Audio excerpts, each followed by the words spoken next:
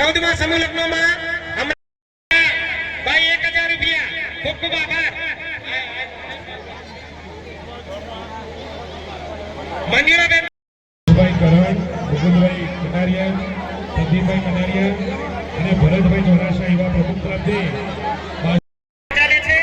એમનો આ તબક્કે ગુજરાત ગુરુ બ્રાહ્મણ સમાજ બનાસકાંઠા ખૂબ ખૂબ